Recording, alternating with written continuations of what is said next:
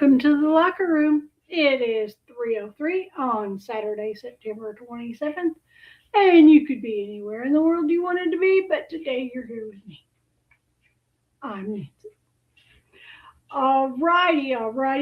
I'm here on Saturday, which is not my normal day to be here, but I'm not going to be here on Monday because I'm needed in Hutchinson. And if I get back in time, I have to take my son to El Dorado to get insurance for his car so that we can tag his car hopefully on Tuesday if the tag office is open. Oh, if not, I may have to tag his car next week or something. Okay, so anyway, we'll get his car tagged. But he is just so thankful he got it. And while our moderator, Amanda Panda, was here over Christmas, she and I went out there and she said, well, you just need to put this bolt in this hole. And so I went up and got the wrenches and we got up underneath there and we took the bolt out and we got it in the right place and we fixed the hole and we put the screw up in there. And now his front fender stays on. Yay! Amanda and I fixed it. We are master mechanics. Alrighty. So, I haven't done this all day. Sit down at my computer and here we go. Okay. So, anyway, yesterday during our live, I got a pop-up from Nancy Grace because I follow her channel. And she was talking about Danielle Arion Bell. She was a 14-year-old girl who went missing September 28th of 2001. She's a beautiful young lady. She could have passed for 21, I'm telling you. All right, we're going to go to Grok and find out a little bit more about Danielle. Excuse me. Okay. Danielle Arion Bell was born on July 28th, 1987, and was 14 years old when she vanished from Cantonment, Florida, near Pensacola, on September 28, 2001. She was a student at Tate High School and a cheerleader known to her friends and family as Danny. On the night of her disappearance, Danielle attended a party at Heritage Park on Well Line Road, hosted at the home of Robert Louis Bassett Jr., who was in his mid-20s. Witnesses reported seeing her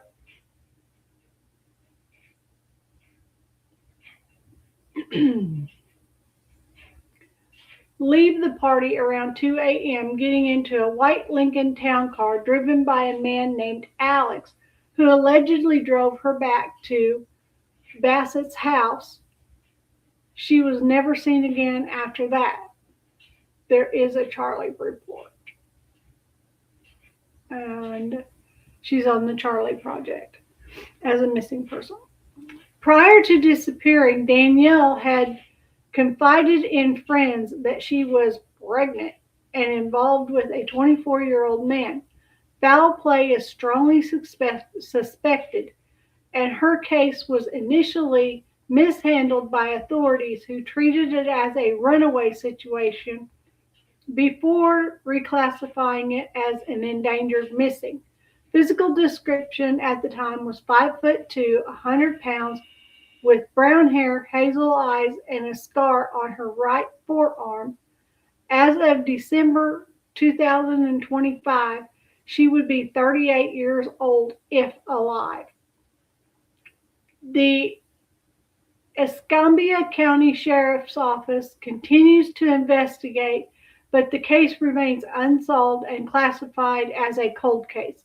In April 2025, a podcast or social media post highlighted suspicions that unidentified remains potentially linked to a pregnant 14-year-old red rum victim matching Danielle's profile have gone untested by Escambia County for 25 years, prompting renewed calls for forensic examination.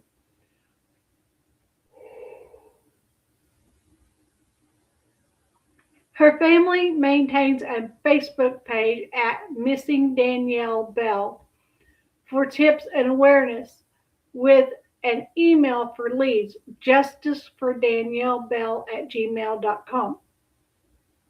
Recent X posts, formerly Twitter, from 2024 and earlier continue to list her among Florida's missing persons, but no breakthroughs have been reported. Her age progresses images and posters created to aid in her search, showing what she might look like today. If you have information, contact the Escambia County Sheriff's Office at 850-436-9620 or the National Center for Missing and Exploited Children at 1-800-THE-LOST.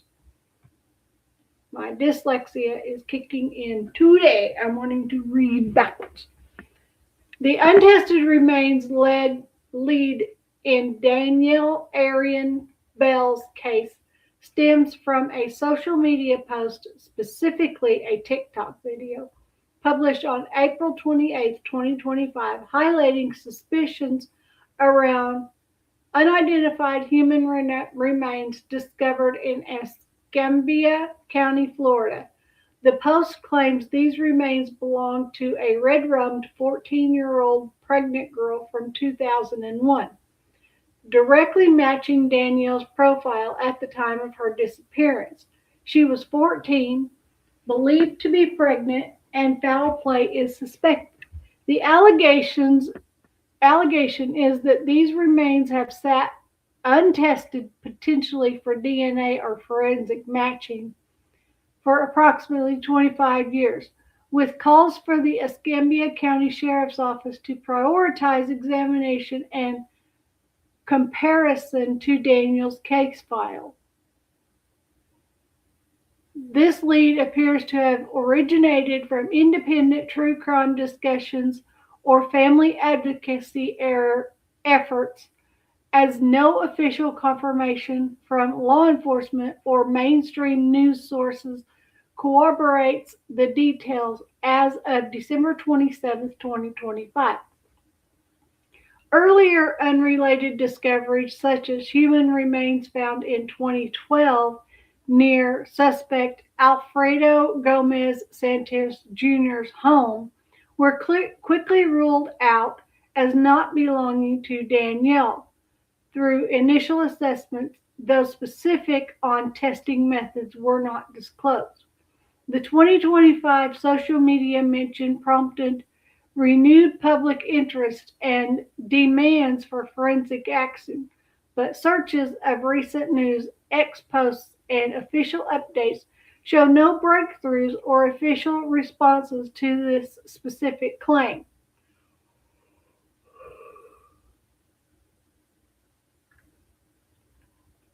Danielle's sister, Bonnie Bell, has been vocal in media interviews throughout 2025 about the family's frustration with investigative delays, lost evidence, and the need for fresh eyes on the case.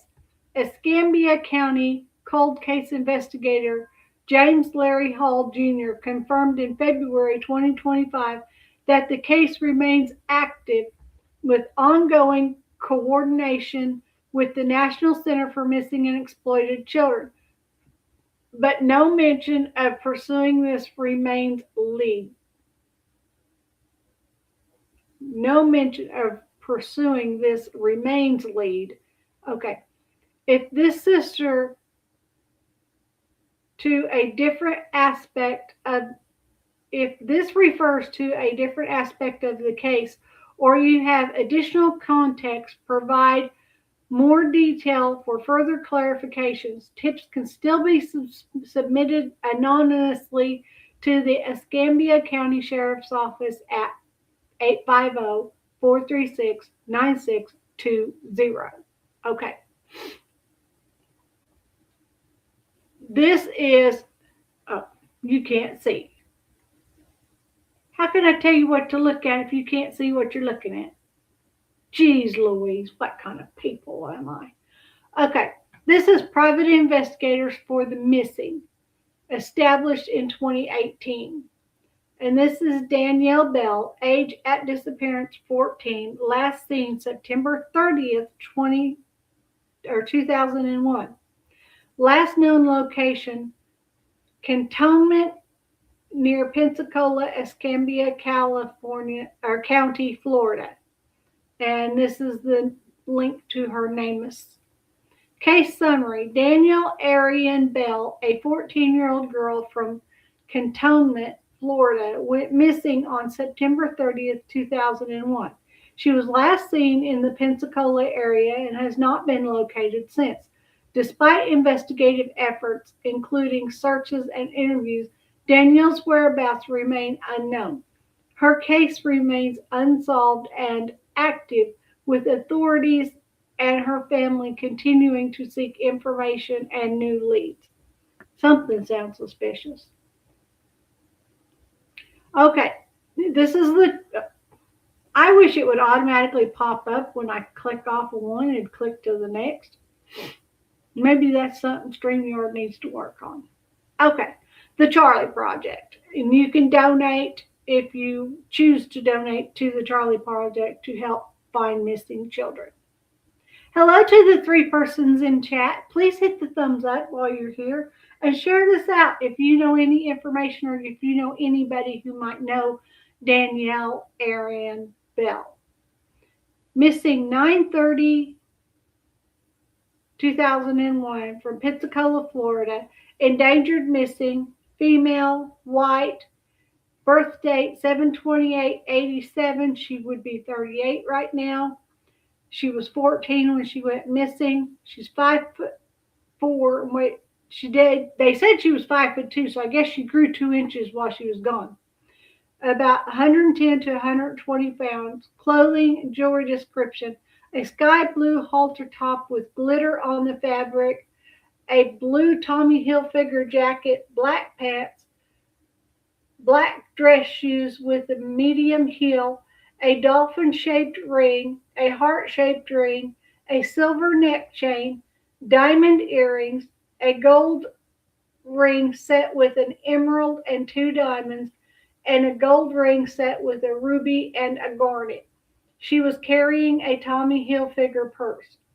Distinguishing characteristics: white female, light brown hair, blue eyes. Danielle has a scar on her right forearm. Her ears are pierced and her navel may be pierced.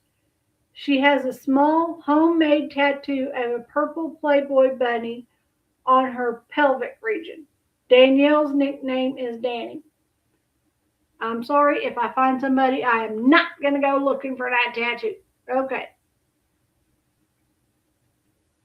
Danielle resided in Pensacola, Florida in 2001.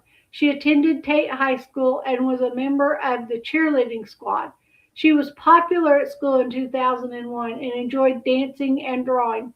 Her loved ones told investigators that she had friends who may have had a negative influence on her behavior at the time.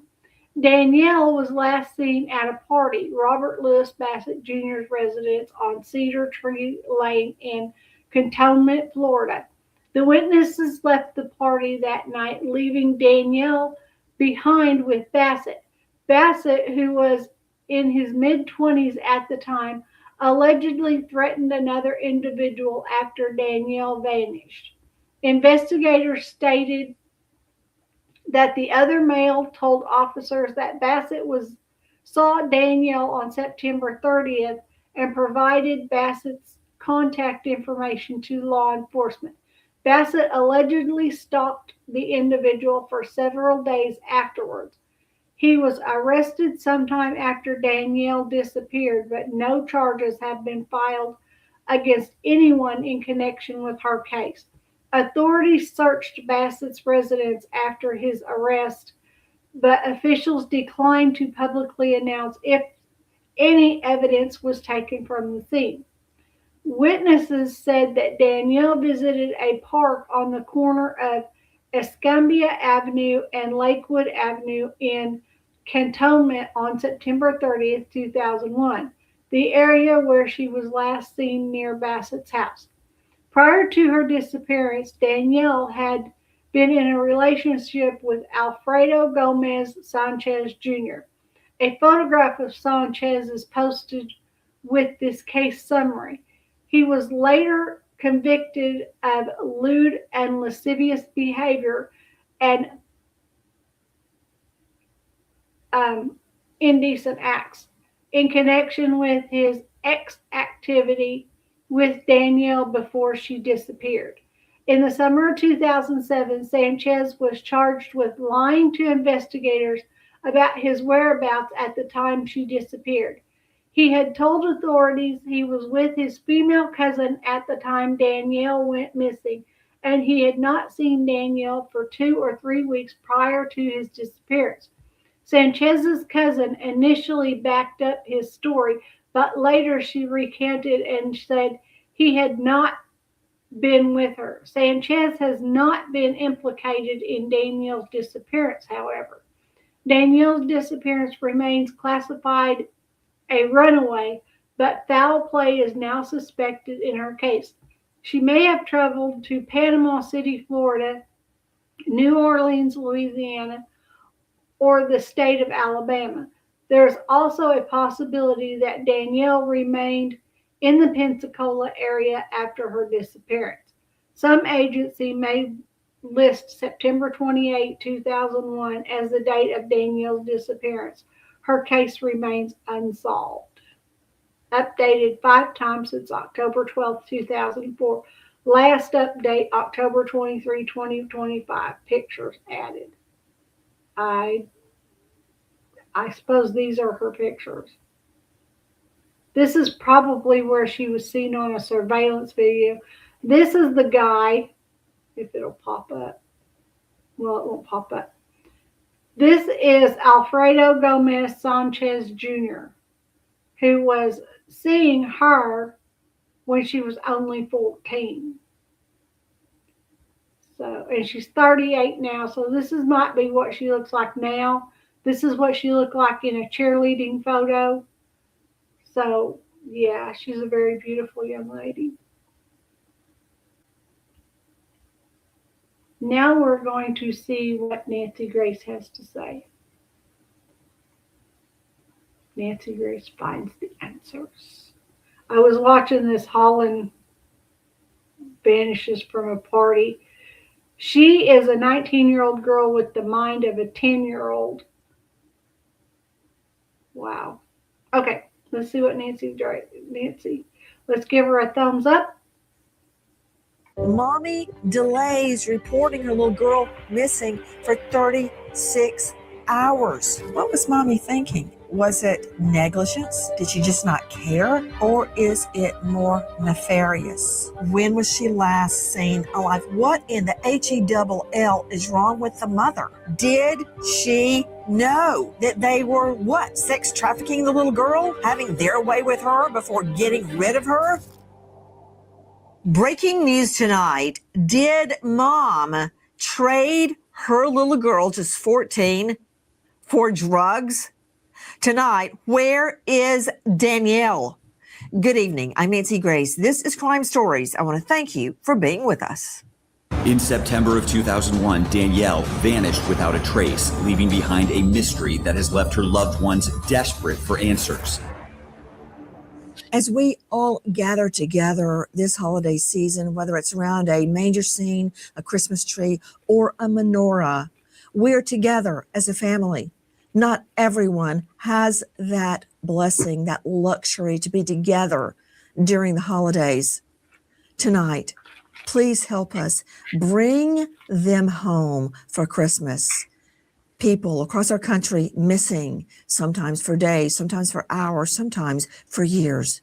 Won't you help us bring them home for Christmas? Did her mother exchange her, that really doesn't even sound like the right verb, for drugs? Tonight, where is 14-year-old Danielle? Let's start at the beginning. Listen. I'm going to put a little bit of background music just in case.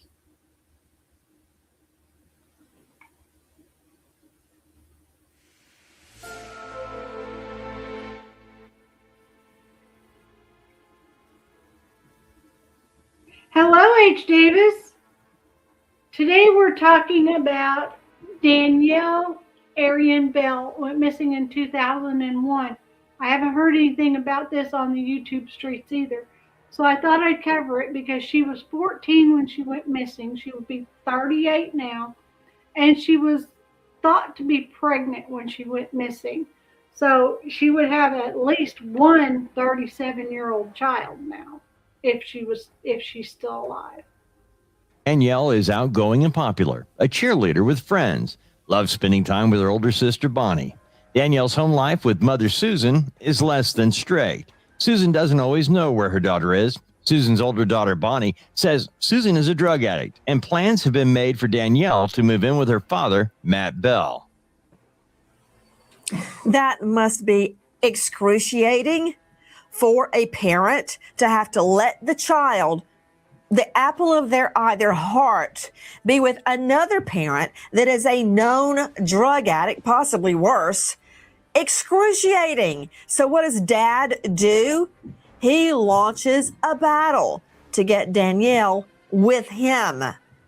Joining me, an incredible guest, Danielle's father, Matt, and another incredible guest, her sister, Bonnie. To Matt and Bonnie, I want to thank you for being with us and apologize to you that you have somehow, I'm sure this wasn't your life plan to end up on national TV looking for Danielle. I cannot even imagine that. I thought I knew every. Okay, now we know it's been 24 years since Danielle went missing. Watch the reaction of Dad in just a minute. Everything after my fiance was murdered, everything about grief until I had children. And the thought of losing one of them is just, I can't take it. To Matt Bell joining me, this is Danielle's father. When did you decide that you had to get Danielle with you full time? Well, I'd went over to Danielle and I bought her groceries every week. I got her, I always had her insurance and kept everything paid for whatever she needed. And she would call me and say, "Hey, I don't have any groceries." I mean, I tried to get her to come live with me, but she said, "Well, I'm not, I don't really want to leave Mom." And I said, "Well," I said, "when you get ready, you let me know, and you can come to my house." So the Friday before she came up missing, I seen her, and she said she'd had enough of her mom's mess and was ready to come live with me. And I said, "Pack your stuff, let's go." And she said, "Well, I want to go spend time with Jennifer," which Jennifer was one of her best friends, and she was the sweetest little girl. And said she wanted to spend time with her over the weekend. And I said, "Well, that's fine." I said, "If that's what you want to do." So I gave her some money, and I said, "Just ride home with your brother Monday from school." And then I got a call Sunday night from my ex saying, "Hey, Danielle didn't come home."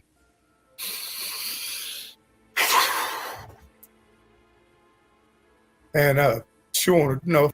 Look at that. 24 years later, and he still can't get the words out. Excruciating, Nancy. That's not the word for it. I don't know what adverb we need, but we don't need excruciating. That don't even cover it. If I thought she needed to call the police. I said, "Really?" I said, "You called me Sunday night to let me know my daughter didn't show up." I'm sorry. And so I told her to call the police, and I was on my way. And that's just when it all started. And I've, heard some horrible things, and it's hard to even go back there with that. But just for anybody with any kind of information for Danielle, just please bring her home. The not knowing is the hardest part. And bless Bonnie's heart. Man, she's put in some time with podcasts and talking to everybody, trying to get this solved. And, we've went through all the investigators, and we keep talking to them. And it just seems like, there's a new investigator every time we turn around. So we always have to wait on them to get caught up with the case. And, we just like some closure is what we would like. Matt, I don't understand the justice system. Sometimes it's like a kick in the teeth because I have been the justice system my whole legal career. Why does the system insist that the mother is the one that should have the children when she's clearly, a dyed-in-the-wool drug addict, possibly worse? And I hear what you're saying that Danielle said. I don't want to leave Mom. That's the child feeling responsible for taking care of the mom when that's completely backwards, Matt. Right. Bonnie Bell joining us. This is Danielle's sister. Bonnie, what has this been like? Your struggle, and I mean struggle. It's like you're fighting your way through chewing gum to get to justice. What has it been like, and what keeps you going trying to find Danielle? For me, what I want to say is that it does feel like an uphill battle. For me, I have tried to take a common sense approach with this. There have been leads that I don't feel have been followed up on. And, there are some days it's really, really difficult. I think for me, that keeps me going is the fact that my mom didn't give my sister a fair shot at life, right? And so I'm the one that has come out and said I believe that my mom trafficked my sister to these two men. And it has not been something that's been easy to digest. And, seeing our dad on here get so emotional is really hard for me as well. So I think knowing that we have family and that Danielle has friends that want this solved, and I truly believe we have an idea of what happened to her. Guess what, Bonnie Bell? I think you're absolutely right. Guys, these two, the dad, Matt, and the sister, Bonnie, have done nothing but try to find Danielle. If you know or think you know anything about this missing girl, please dial 850-436-9620. Repeat, 850-436-9620. Listen. Danielle meets Alfredo Sanchez, and she begins to change. Friends don't like that he is 24 and Danielle is just 14. Danielle begins to drift from her friends, spending more time with Sanchez and his older friends. This little girl is with a 24-year-old man? What in the HELL? A 24-year-old man? Matt, did you have any idea that your little girl was with a grown man? No. When I came back over to her house the Monday after the weekend she went missing, those two were actually at Susan's house, and she said, "That's Danielle's friends." I said, "That is not Danielle's friends." I said, "She don't have friends like this." I said, "Y'all need to leave. Y'all don't need to be here." So I had no idea who these people even were. God bless you, Matt, for throwing their bony asses out. Your daughter didn't need grown men as friends. Now, this is something I didn't know. Matt, are you telling me when your daughter goes missing, the men many people believe are responsible for her disappearance were with your ex? They were with her? Yes, all of them, but it was Alfredo and Roel. Robert wasn't there. And this is a struggle of parents that are crammed down their throat to let an unfit parent take their child. They're stuck with it. There's nothing they can do. He comes over, Danielle is missing, and there's a grown man there, and that's her friend. What's the grown man doing with the little girl? Nothing good. Listen. On Friday, September 28th, Danielle is at Heritage Park near the Sanchez home hanging out with Sanchez when they decide to go to a party at the home of Sanchez's friend, Robert Bassett. Danielle gets into a white Lincoln Town Car with Sanchez's younger brother, Alex, and drive to 588 Cedar Tree Lane. No. Bonnie Bell, this is Danielle's sister. When my twins go somewhere, I'm like, "Where are you going?" I say it in a nice way, like, "Hey, what are you doing? Where are you going?" What I mean is, who are you with? Where are you going? Leave your phone on. I've got you on Live 360. That's what I really mean. They don't walk out without knowing where they're going, who they're going with. They get a warning. If anybody drinks or you see one joint, you have to leave. You don't have to attack the people. You don't have to say anything. You just have to leave. That's why you have a car. Leave. And I say it in a nice way, but how in the world is your little sister, 14 years old, going to some party in a park with grown men? What was your mother doing? High? Oh, yeah, she was for sure high. I have no doubt about that. And I think it's important to note that this wasn't an uncommon occurrence that we found out, like my dad just told you, he came over on Monday, right? Alfredo Sanchez was there. To all the listeners and viewers tonight, you think this can't happen to you? You think, oh, I would never let my child out with a grown man. You don't always know where they're going. Like in this case, the mom knew. She was fraternizing. This was her friend that she was handing her daughter over to on a silver platter. This was mommy's friend. They were right up in mommy's home after Danielle disappears. What does that tell you? You think it can't happen? It can happen. You heard Bonnie just state, no national media has covered this case. Let me tell you, you may think that you are far removed from this happening to you or your family in your nice home or your nice apartment with your well-behaved children. It's not your child that's the issue. It's their friends and their friends' friends. That's who you have to worry about. Okay, you're hearing Bonnie and Matt talk about what happens this Sunday night after Danielle, goes missing. Listen. Danielle's father, Matt, expects Danielle to move Monday, October 1st. He gets a call Sunday night from Danielle's mother, who tells Matt Danielle hasn't come home. She asks Matt if she should call police. Susan also calls her mother, asking if she should report Danielle missing. Her own mother and Danielle's father furious she hasn't already reported Danielle missing. Sunday night, I get a call about 9 o'clock. Said, hey, Danielle never came home Friday. Did you think I ought to call the law? I said, are you kidding me? I said, you called me on Sunday to let me know my daughter didn't come home for 2 days?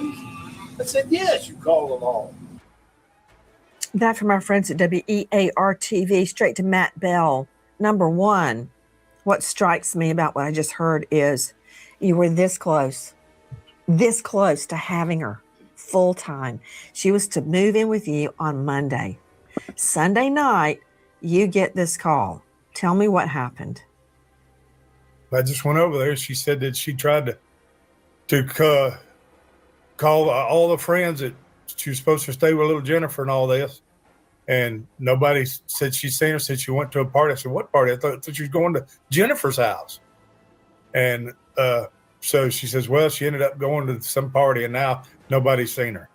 And when you talk to the police, they're like, hey, this happens all the time. You know, kids are big kids. They said they'll go away for a couple of days and then they'll be back. And they never know that this is the one that's not going to come back. Okay, that's complete and total BS. Some party, okay, right there, mommy needs to be strung up. I'm just putting it out there. She went to some party. What party? Where? With who? Who's driving? Are they wearing a seatbelt? Are they drunk? Are they high? I need to know more than some party. And then for a cop to say, and believe me, I have been law enforcement my whole life, so I don't like saying this, happens all the time. If my twins are not at the supper table with a home-cooked meal by me every night of the week, all HELL gonna break loose, because that will mean one thing and one thing only. They're missing. It does not happen, quote, all the time. That's not true. That's not true, Matt. Yeah, it's thing about it is I go to work every day, and when I go to work, I go right by both of their roads to go to their houses. So it's a constant reminder every day, you know, and it's just when I go by there, I say a little prayer every day, you know, that she'd come back to us. I just need some closure. I need to bring her home. Me and Bonnie do. Wait to call police. Should mommy call police? Yeah, this is what Sister Bonnie said. Danielle does not come home. Our mother does not call the police until Sunday, September 30th.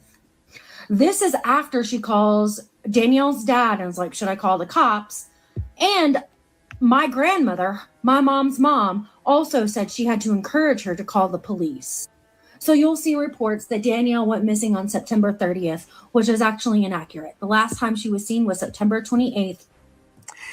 Bonnie, I can't tell you how it just burns me up on the inside that we didn't even have the right timeline, the beginning of the timeline, because that's where you start, where you don't know where to start. You start tracking down When was she last seen alive? What in the HELL is wrong with the mother? Should I call police 36 hours later? Yes, you should call police. Yeah, I mean, and that was something that's always gotten me about what happened, is that she didn't call the police. I didn't find out that my sister was missing until Monday morning, when I just happened to call because I had gotten into an argument with my sister like 2 weeks prior. And I called just to see how things were going early in the morning. And my mom is hysterical when she answers the phone. I can't make out what she's saying. My grandmother gets on the phone and says, "You need to come over here. Your sister's been missing since Friday night." And I'm like, "What do you mean my sister's been missing since Friday night?" No one bothered to tell me. And so my mom, looking back at everything, I'm not surprised. I wish I had answers as to why she was the way she was, but she just was the way she was, unfortunately, because my sister is no longer here because of her. It was not uncommon for our mom to let Danielle go off for an entire weekend, and she would be with Alfredo Sanchez. Am I the only one that finds it unusual, coincidental, or no, probative? It proves something. That the weekend Danielle goes missing, the two guys suspected in her disappearance, of course they're innocent until proven guilty, are at Mommy's house. Danielle's gone, but they're there. And Mommy delays reporting her little girl missing for 36 hours. Did she know that they were what? Sex trafficking the little girl? Having their way with her before getting rid of her? Why were they at Mommy's house? Why did she let her daughter go, or did she send her daughter to be with them on weekends? Bonnie, did I just hear you state it's not uncommon for mom to let Danielle off for a whole weekend with a grown man, Sanchez? Yeah, come to find out after the fact that it was not uncommon. You know, I have talked to some of her friends from school, and they said that Danielle would come on Fridays with a duffel bag or a backpack of clothes and say that she was going to go hang out with her boyfriend for the weekend and that her mom didn't care. Well, let's hear what Mommy Susan Bell has to say. I knew Friday something was not right when she did not come back, when she didn't come home, or I didn't hear from her, I mean. But by Sunday evening, I knew, and that's when I called 911. From our friends at WKRG. Let's analyze what we just heard. By Sunday night, she knew something was wrong. She didn't know that at 3 a.m. on Friday night or 3 a.m. Saturday morning that her daughter hadn't come home. Mommy would send her to school on Fridays with a duffel bag, and she would be sent to a grown man all weekend, a 14-year-old little girl. This started when she was 13. Listen, a report finally filed. A missing person report filed the night of September 30th, and investigators immediately begin searching. A timeline of activity is built, starting with Danielle in Heritage Park with Sanchez getting into a white Lincoln Town car. Witnesses report Danielle at the home of Robert Bassett, the last time Danielle seen. I'm just getting chills down my spine thinking of my little girl, alone and unchaperoned, not with her little friend boy from high school, but with a group of grown men and her at their home. No.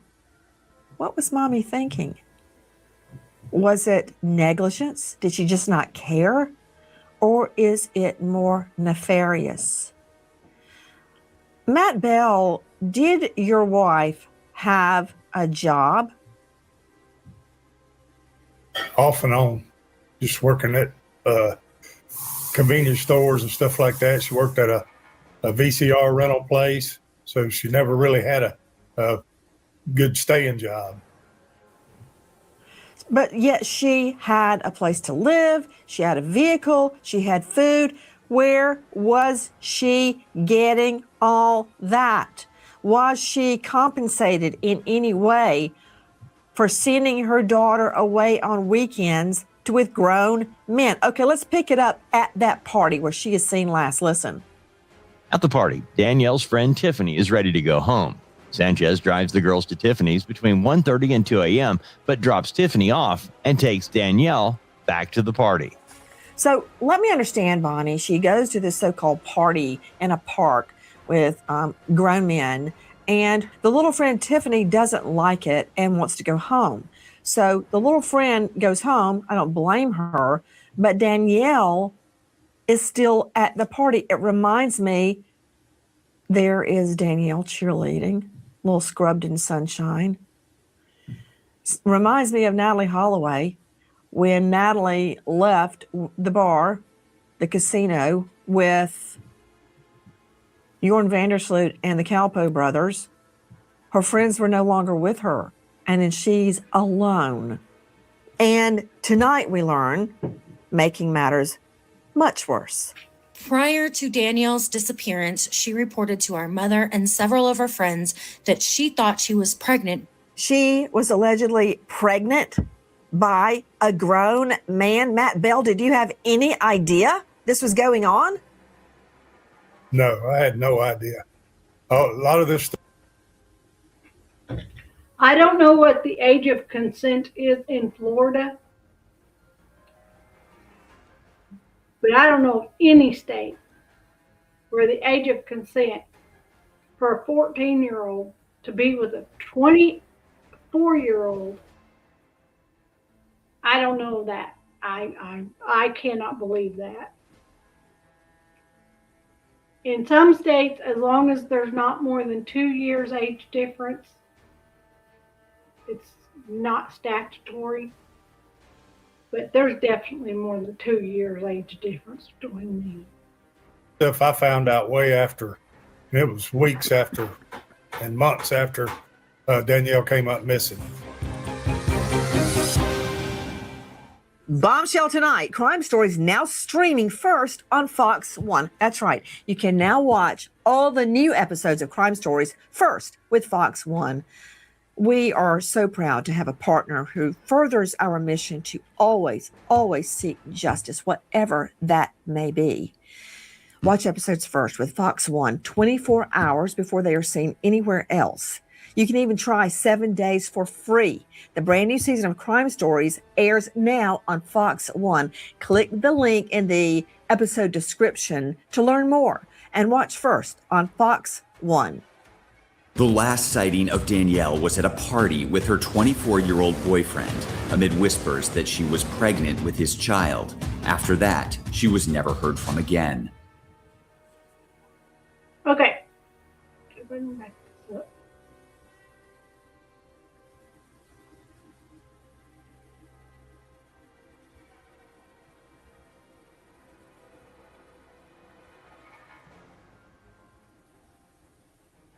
At a party with her 24-year-old boyfriend, amid whispers that she was pregnant with his child.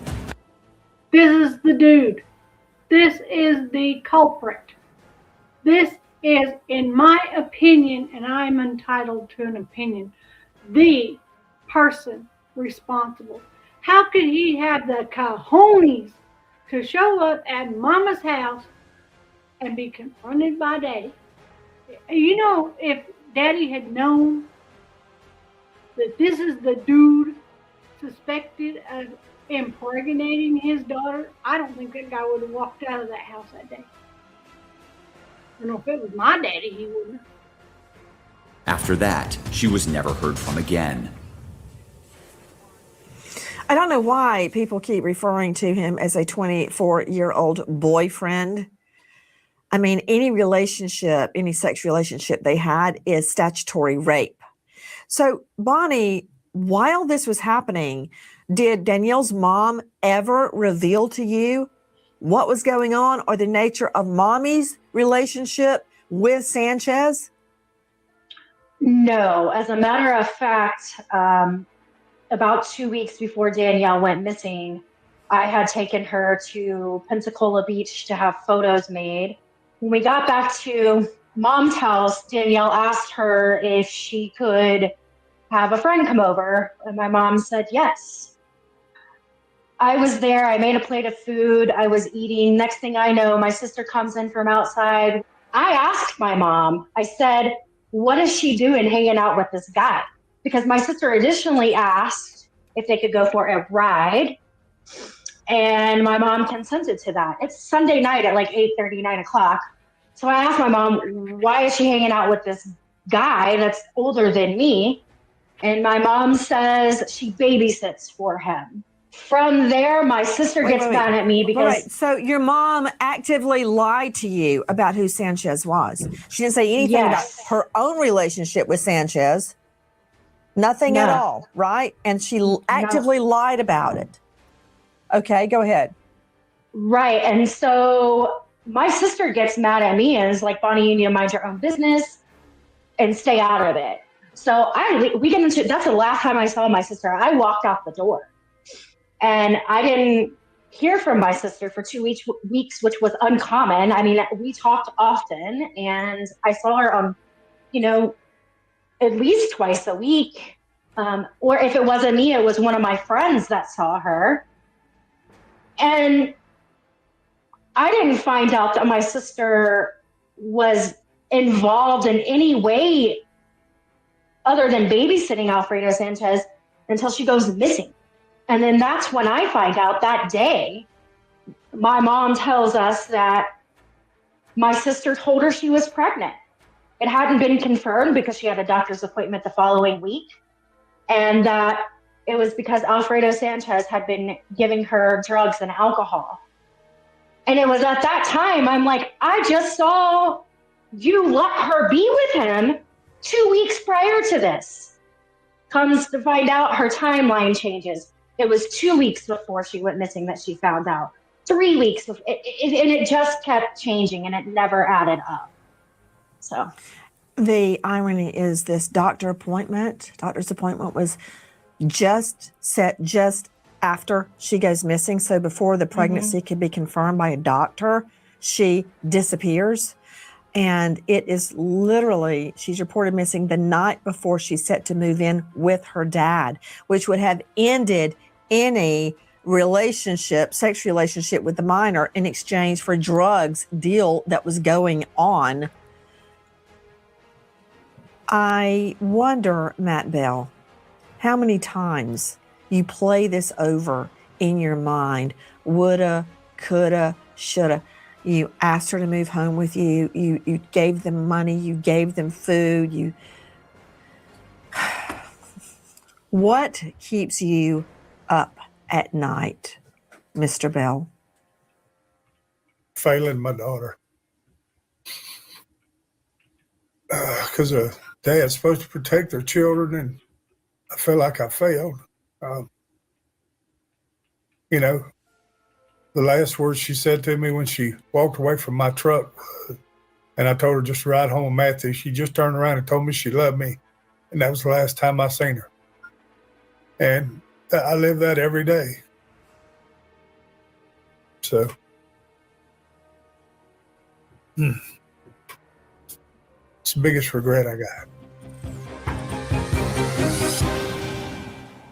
Bonnie, what memory, the most vivid memory of Danielle keeps you awake at night?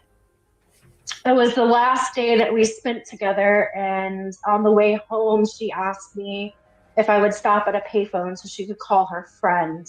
I told her, no, I'm taking you back where I got you, and I wish I would have not taken her back where I got her. I should have taken her with me,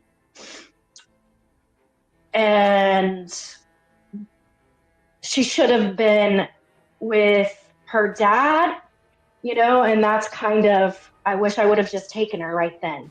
I wish I never would have drove her to that house, is what I wish I would have done. Yeah. We know Mom was negligent, if not worse.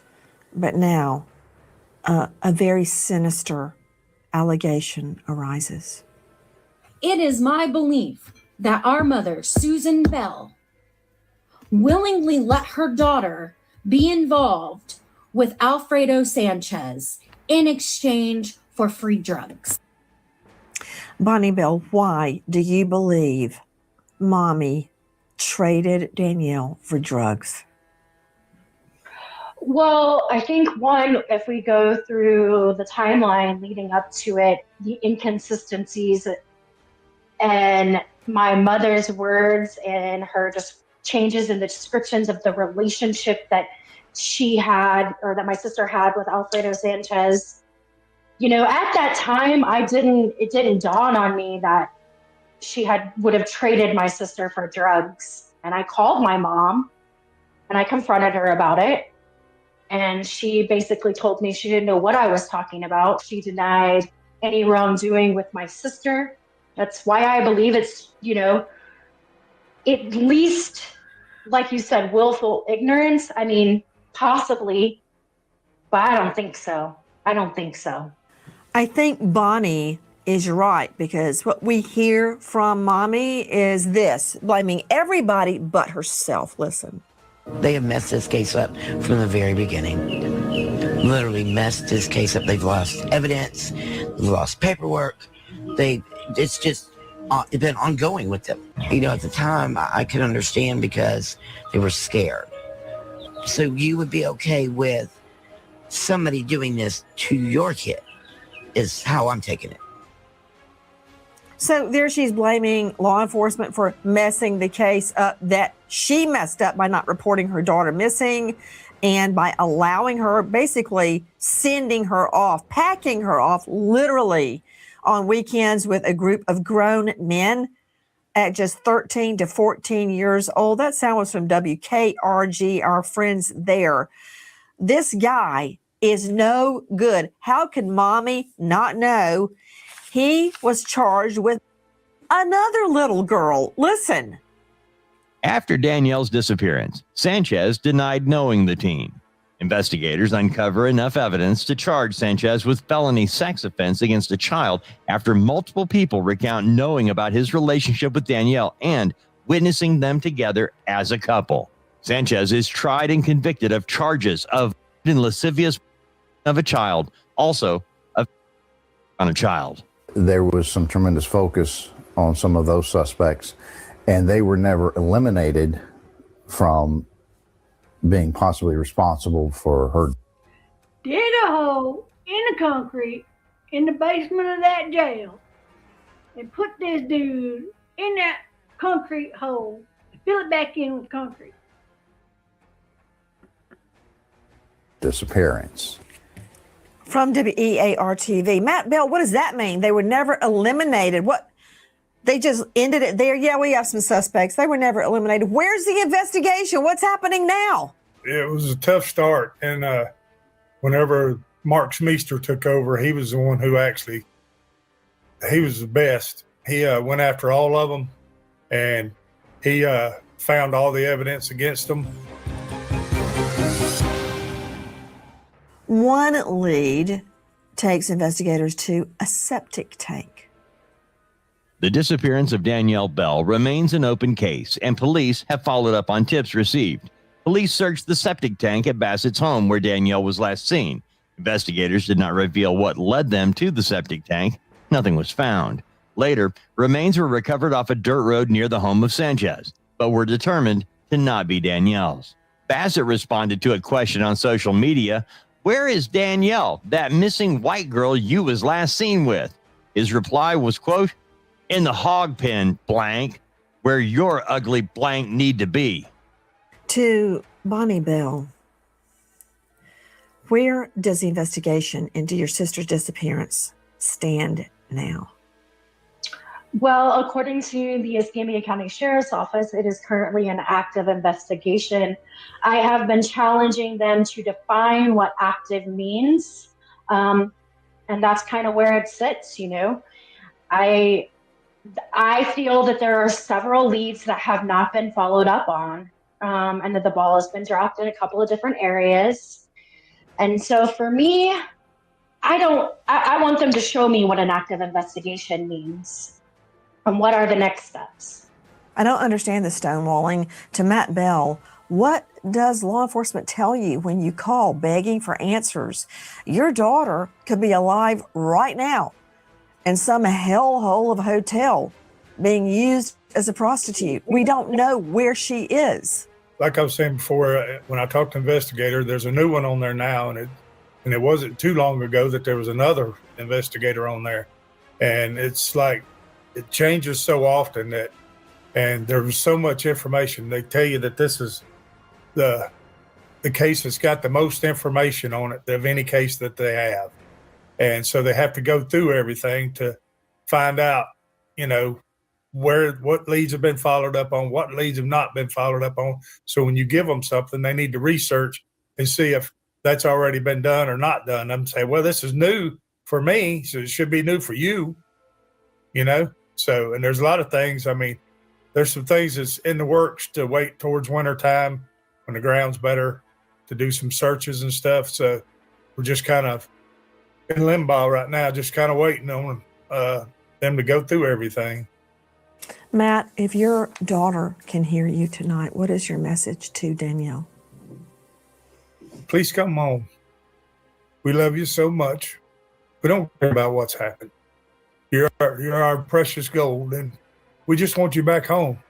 We'll deal with whatever problems there is. We just love you and miss you so much. Please come back.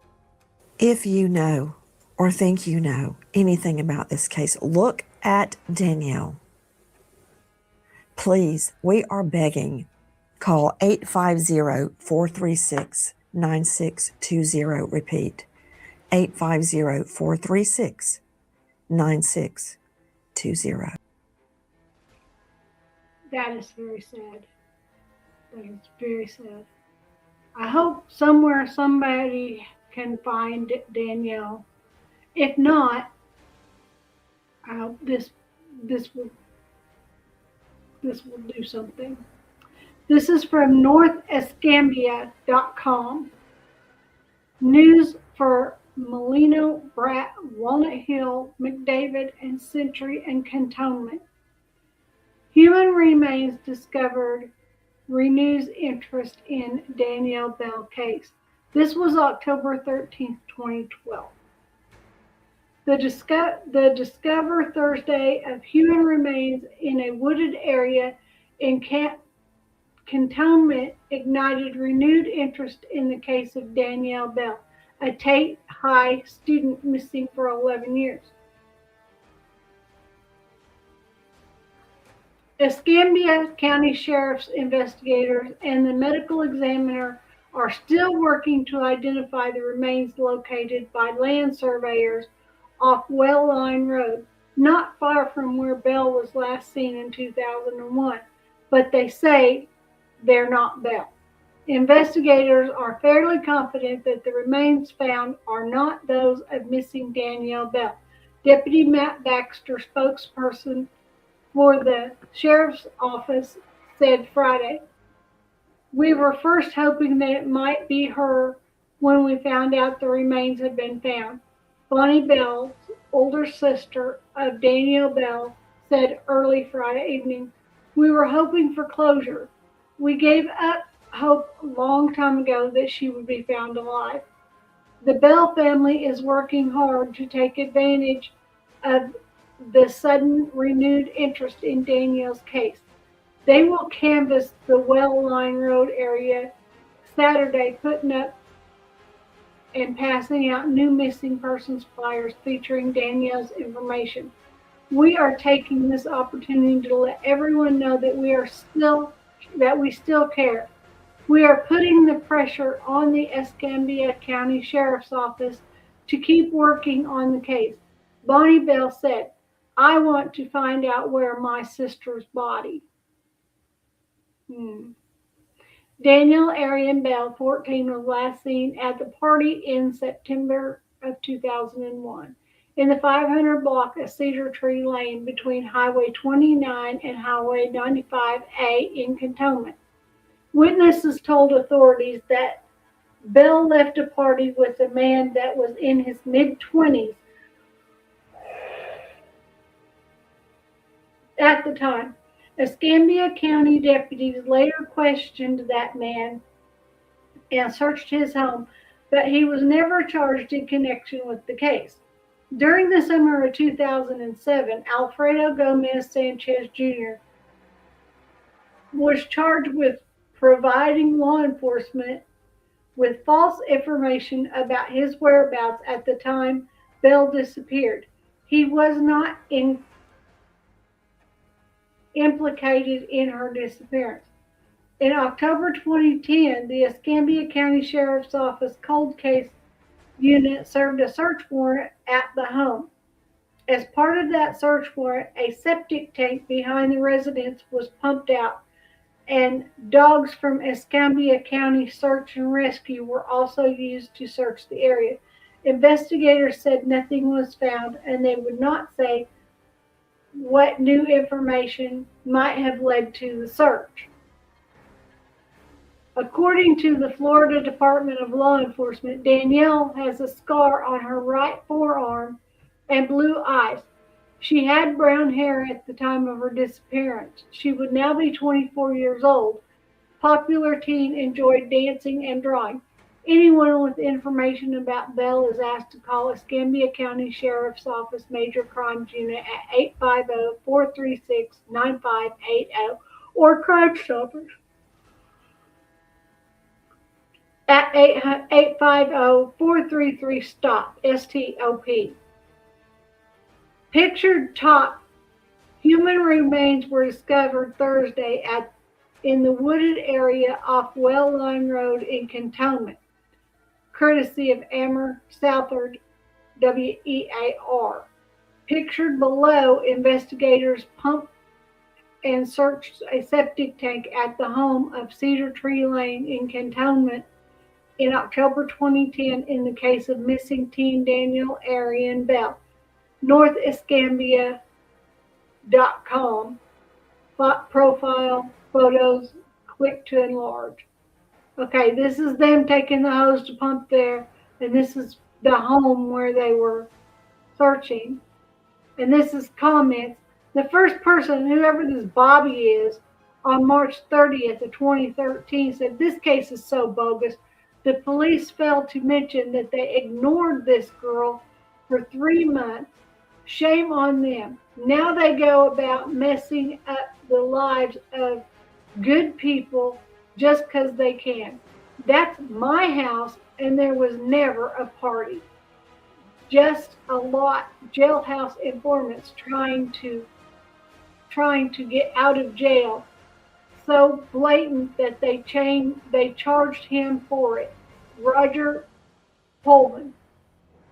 I've offered the family an independent lie detector test. So far, no takers. Leave me alone."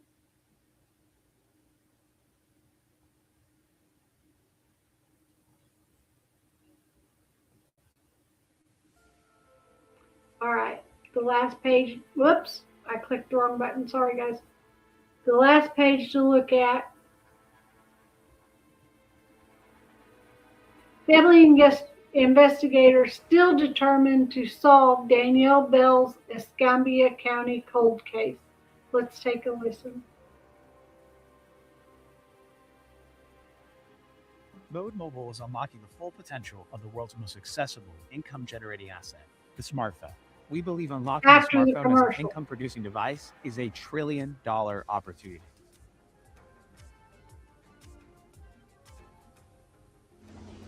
It's been nearly 2.5 decades since anyone reported seeing 14-year-old Danielle Bell alive.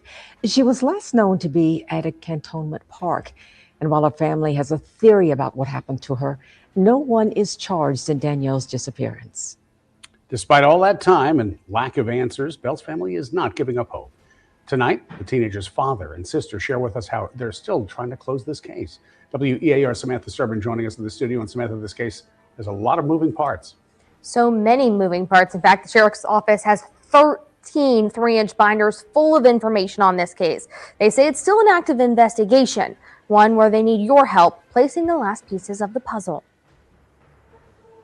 She was special. You know, she was a sunshine. miss her every day. Sitting on a picnic bench at a park off Well Line Road, Matt Bell gets emotional, thinking about the fact that this is the last place his daughter Danielle was seen alive. It's just tough. I have to ride by here every day. On my way to work, on my way home, if I go into town, this is what I got to ride by. Let's take you back to September 28th, 2001. Danielle Bell was 14. Her older sister Bonnie walks us through her last known footsteps. My sister went to a party in the park. From there, she was seen getting in a white Lincoln Town car. Investigators say that's when she went to a party at Robert Bassett's home on Cedar Tree Lane. I didn't know she was hanging around these people. I never knew. This would have been a automatic snatch. You're out of here. You're not going there. You're not hanging around guys 24 years old. You're 14 years old. Neither Danielle nor that white town car were ever seen again. Matt Bell says Danielle was living with her mother at the time, though she was expected to move back in with him the following Monday. Bell says he didn't even know his daughter was gone until 2 days later when he gets a phone call from her mom. Sunday night, I get a call about 9 o'clock. Said, hey, Danielle never came home Friday. So you think I ought to call the law? I said, are you kidding me? I said, you called me on Sunday to let me know my daughter didn't come home for 2 days? I said, yes, you call the law. Despite search after search, year after year, investigators never uncovered a crime scene, and Danielle's never come home. The not knowing is the hardest part of the whole thing. To the best of my recollection, this is probably the most work case that I can recall in 28 years at the sheriff's office. Escambia County cold case investigator James Larry Hall Jr. says to this day, Danielle's case is still open. He's even been in touch with the National Center for Missing and Exploited Children, asking them to review the case and the investigations that spawned out of it. There were some arrests that were made earlier on. Alfredo Sanchez was sentenced to 40 plus years in prison for 2 counts of lewd and lascivious behavior against juveniles between the ages of, I think, 12 and 15. Detectives say Sanchez was charged with those sex crimes as a result of the investigation into Danielle's disappearance. Investigators arrested Robert Bassett in January 2002 for stalking and threatening a man they had questioned about Danielle's disappearance. Detectives went as far as searching Bassett's home and the septic tank outside with no luck. There was some tremendous focus on some of those suspects, and they were never eliminated from being possibly responsible for her disappearance. Never got to the point where there could be an arrest, but they certainly were never eliminated.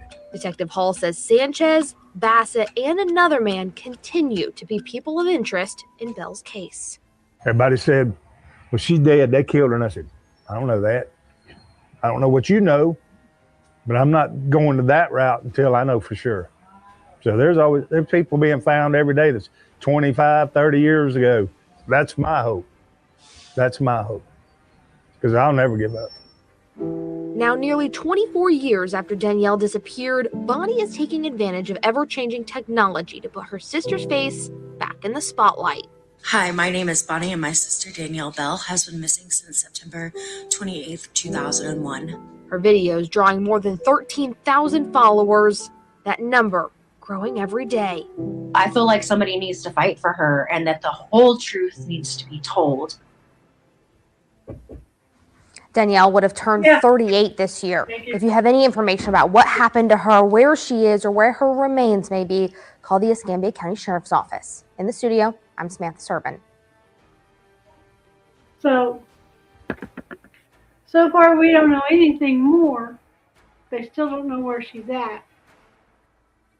And I'm hoping that very soon she'll see a live stream, or she'll get curious, you know.